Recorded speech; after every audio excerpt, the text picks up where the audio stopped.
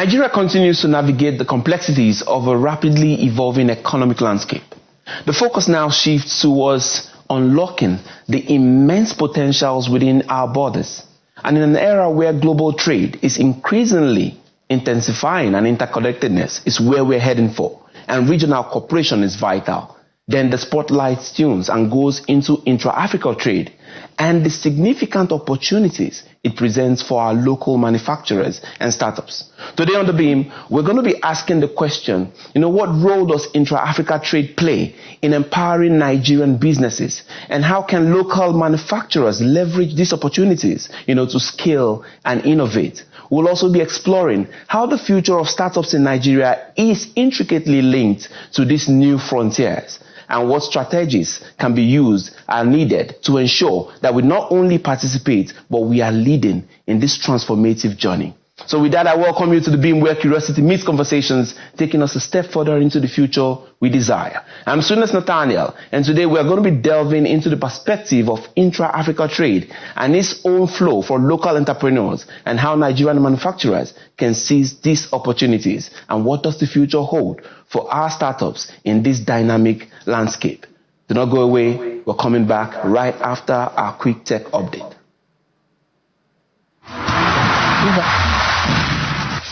Hello and welcome. Here is a quick tech update for the week. The National Information Technology Development Agency, NITDA, has trained 40 startups under its iHatch program, aiming to create over 2,600 jobs. Now, at the demo day of the incubation program, Cohort 3, NITDA's Director General Kashifu Abdullahi announced that these startups will generate 440 direct jobs and 2,200 indirect jobs. The project is set to expand across all 36 states and the FCT. Now, staying with NITDA, the agency, in partnership with Huawei and the IPv6 Council Nigeria, has hosted a pivotal IPv6-driven digital summit themed Bringing Net 5.5G into Reality, Inspiring New Growth. About 200 and something Nigerians are using one IP address. So it's difficult to identify devices and people using that. So IPv6 was designed to solve that problem. The event underscores the urgent need for Nigeria to transition to Internet Protocol version 6, a crucial step in meeting future Internet demands and driving the nation's digital revolution. Meanwhile, the Federal Ministry of Innovation, Science and Technology has pledged to drive Nigeria's economic growth by leveraging science, technology and innovation across key sectors. During a sectoral retreat in Abuja, the Minister Chief Uche Nnaji emphasized the importance of STI in achieving the presidential priorities and called for collective efforts to create actionable plans and deliver tangible results for Nigerians. Now, on the foreign scene, shape-shifting monkeys wielding magic staff battled giant demons as players worldwide dived into Black Myth Wukong, already hailed as one of the most successful Chinese-made video games. Now, Black Myth was recently released globally and enjoyed one of the best opening days, as measured by the number of players on the gaming platform Steam. Now, reports suggest that it sold nearly 1.2 million pre-release copies. Now, that's a quick tech update for the week. Do stay tuned for more fresh updates from the fast-paced world of technology. I'll see you next time. Welcome back. This is still The Beam, and we are talking intra-Africa trade and the future of startups in Nigeria. Joining me to give perspectives on this burning issue are two gentlemen, with several years of experience with regards to entrepreneurship and global trade. First, I have with me Mr. Chibueze Izuebu. I hope I got that right. Chibueze Izubo. He is the founder and CEO of Ebosi, which is a B2B export and distributing e-commerce marketplace in Nigeria and across Africa. He joins us from our Lagos studio. Mr. Izubo, you're welcome. Thank you for having me, Sunest. All right, next we have Mr. Chigozie Ezugu, a Japanese-trained technology entrepreneur and executive director of Startup Abuja, where he champions growth of technology and startups in the FCT. He joins us here in our Abuja studio. Mr. Ezugu, you are welcome. Thank you for having me. All right, let's begin with you. Let's begin with you. What are the primary challenges at this time in our history? What are the primary challenges of in startups being faced by startups here in Nigeria at this moment, in this very important moment in our history as we try to transition towards the digital economy? Thank you, Nathaniel. Primarily, we have the funding challenge. In Nigeria presently, most startups are funding crunch. And apart from that, we have irregularity in government policies. Yes, the government is doing a lot in terms of policy, but the frequency of changes in government policies affects startups. Where you are building, you don't know how soon the policy you are building on can change. So it's a lot of hiccups for startups. Then we have the shortage of talent. Yes, there are a lot of talented young Nigerians, but we don't have the highest level. We don't have many of the top talents in the highest level. And even those who are readily available, the cost of affording them is not easy for startups that are starting. And then we have the infrastructure challenges, which is general for every business, not just startups generally, not just only startups. So the infrastructure issues, the NEPA, the lights, the roads, the delivery systems, these are issues that particularly affect startups in Nigeria. There are many others, but these are the key ones you can easily see around this thing. It's not as if they are not funding in Nigeria, really. There are fundings available. I believe there are a lot of fundings presently, but accessibility is key. And if someone is trying to start a business or have a business that is already running, but at a very low level, it is difficult for many of the startups we have around to access those fundings easily. Not as if they are not funding. All right, thank you very much. I want to come to Mr. Izubo. I hope you can hear me. For me, the first question as regards Intra-Africa trade will be, let's combine them. What will be the primary benefits of the Intra-Africa trade for local manufacturers in Nigeria? And how can they, leverage the African Continental Free Trade Area to expand this market reach? That will be my question for you.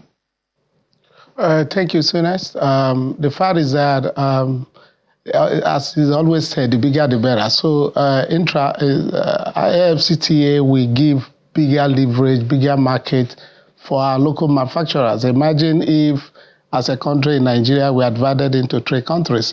Today, you see the limitations in trade. You can't easily move goods from east to west. So, but today, with the AFCTA, that brings the entire market of Africa into one. So there are less friction, and then you talk about the advantages that your product become more competitive in those foreign markets, because you're not going to pay the distributor there or the importer there will not have to pay extra duty that would have been levied on the product as a result of AFCTA. So that brings all of us into one common market. And the fact is that it is not late for our manufacturers to really do something urgent about it, because a lot of other African countries are seizing and more opportunities, more than our local manufacturers. For instance, the government has set up an office that is coordinating the AFCTA, that is the Nigerian African Continental Free Trade Area Coordination Office, chaired by Dr. Olusegun Awolowo. So they are doing a lot. We have had a pilot project where 10 companies exported to different markets. So right now is a time where the manufacturers have to key into this policy, look at opportunities in the office that government has established, and also look at other private enterprises that are leveraging this AFCTA to do that. And I must mention, it's also a high time for them to position their products and company to play at the international level. A lot of manufacturers in Nigeria, I will bet you 99% of them, even some of the big companies do not have an exports department to manage their exports, manage for exports of their products. So it's a high time they look at that and address that. Right. Staying with you, let's get into it, deeper. What are the key sectors in Nigeria that have the most potential, for export when it comes to this inter-Africa trade? Sorry, I can't hear you very well. You said? I'm saying, what are the key sectors right now that are ready, that you think are very ready right now, to take on these opportunities that are available for the inter-Africa trade?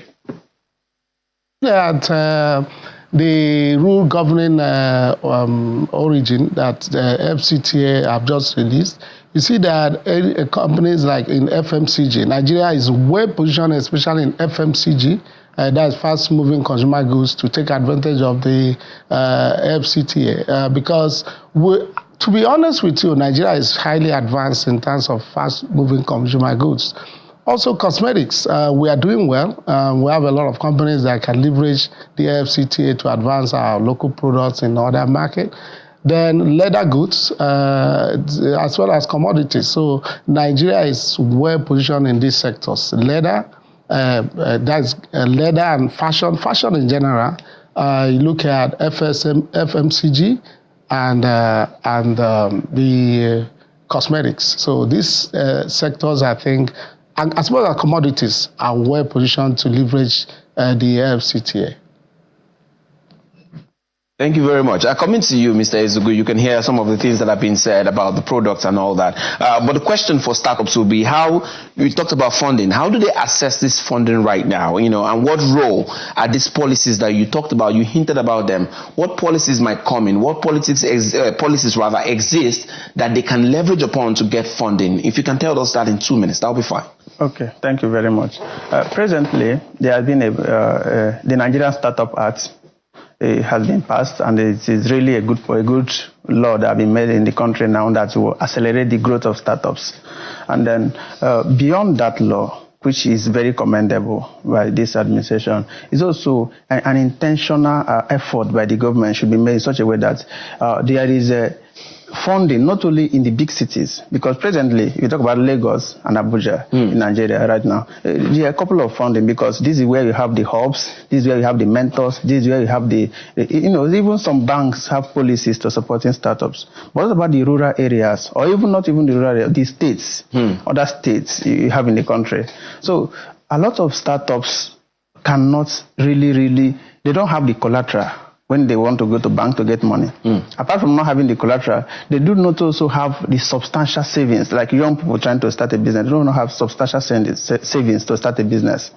So I believe that if there is grants opportunities, if the government can come up with, apart from what is currently going on, which is really good, if there could be more grant opportunities, both by the, and then non-collateralized loan, like what you have in other countries, where you have a loan that is based on the growth of a startup. So if you're able to show milestones, for instance, you have other countries where you see hubs that when you are accepted into accelerator, there is a funding for you. As your startup grow, you continue to access those fundings.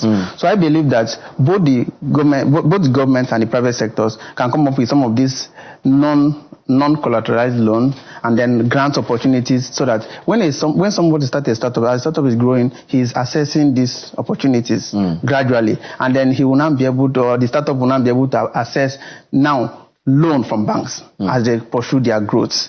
Because basically, as the startup is growing and as the business is increasing, there is now increasing, startups start getting revenue, and then based on those proving concepts from their revenue, then they will be able to access loans. All right, let's hold it there. We'll be going on a break, and when we return, we'll be going deeper into the possibilities for local manufacturers and startups in Nigeria with regards to inter-Africa trade, and the possibilities of funding for startups. Don't go away. We'll be right back. Okay, welcome. You're still watching The Beam, coming to you live from our studios in Abuja. Chibueze Ezugwu and Mr. Chigozie Ezugwu are still here with us, and we're looking at Intra-Africa Trade Zone and the future of startups in Nigeria. Let's commence this questioning with going back to Mr. Ezugwu. I want you to take us through, further details as regards how Nigerian manufacturers, can ensure product quality and standard meets the requirements, of other African countries, and how that collaboration can really come to the fore. A lot of manufacturers in Nigeria are making this error of thinking that because you have made a product, maybe you have somebody in Ghana that can buy that product for that, you just send the product to Ghana. That has made them to lose a lot of opportunities, starting from ECOWAS trade, So one of the things they need to do is to understand what is required in terms of documentations and other registrations as well. For instance, under ECOWAS rule, you have the ETLS. A lot of them do not. You need to first register your product under ETLS, or under the guided scheme that the AFCT is doing right now. If you get your product registered under that guided scheme, that is when you'll be able to trade using that framework, so that your product in that market will be able to qualify for the no duty and some other taxes that you avoid. And also, that will also help you to get some of the finances. I listened to Ezugu talking about some of the finances for grant and all that. Even the little one that the government is offering through Nigerian Import Bank, Exim Bank, you need to have all this proper documentation for your product to get, be well accepted, and then you benefit from this framework. Again, like you rightly asked, how they can make sure this is better or forged, this partnership or leverage this market, is by looking at professionals who understand this market. One could be setting up an export desk in their company, having professional in this export manager, or going to tech companies like ours. For instance, we are managing a lot of exports for different manufacturers. Make sure the documentation is right, the registration is right, and this doesn't take a lot of money, though there are areas that the Nigerian government, for instance, need to address, which is especially given a relationship with a market like Ghana, where Nigerian government is this issue of doing a GMP inspection. We are paying for that. We're paying a lot of money. Nigerian importers paying a lot of money for company products coming from different countries. I think it's high time that Nigerian government look at a way, which is NAFDAC. This thing is charged by NAFDAC. Look at a way of removing this fee for our neighboring countries, or countries like within ECOWAS and AFCTA, that we are having this partnership with, because they are having a kind of reciprocating that same fee for a product. If you want to register it properly in FDA in Ghana, you have to pay for the GMP inspection, which runs into several thousands of dollars, and you know what the exchange rate now is. So that would be a sort of a disadvantage to some of our local manufacturers. So, but then, notwithstanding, there are other registration processes that your company can do, all right, ETLs and other that can help. Okay, thank you very much. I'm going to be closing with you, Mr. Ezugu, in just 1 minute. You're going to give us what are the major startups that we can run with now in this country that will really, really work, that will really, really function, get to a full growth, right? And then you can also tell us in that same 1 minute, how can they attract top talents in 1 minute? Thank you very much. Presently, Nigeria is really, the fintech sector is really a sector that anybody can jump in, and the delivery system, the logistics systems is doing well. If you have an idea in logistics system, you do. And then even blockchain is a sector that have a lot of potentials. And these sectors are really, even talent development. The minister, the present administration have been talking a lot about talent development, and this sector is not even done yet. So if you are thinking of something to do, this is the area where you can jump in, train talents. Presently, a lot of Nigeria live in the country, but there is still a lot of people needed here. So if you have an idea that you can develop talent in different sectors and then groom them to such a sector that they can really deliver for any sector, that will really be a good idea. All right, thank you very much. I want to thank you, Mr. Ezugu and Mr. Ozugbo, for joining us today and sharing your perspectives on this very important issue. Thank you very much. All right, friends, that's the much we can take. We're going to be leaving you now with our top 5 videos of the week. Don't forget to stay curious. God bless you and God bless Nigeria. Bye for now.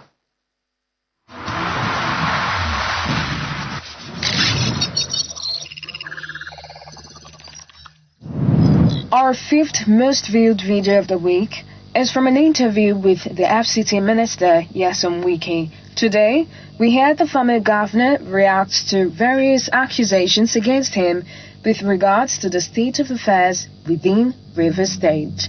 You must know very well that my position has been very clear, that Rivers State House of Assembly must work.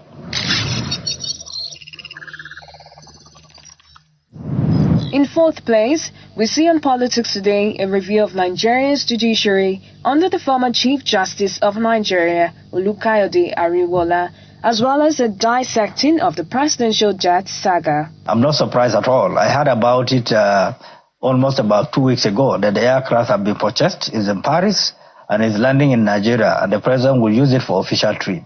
It shows that we are not communicating with one another.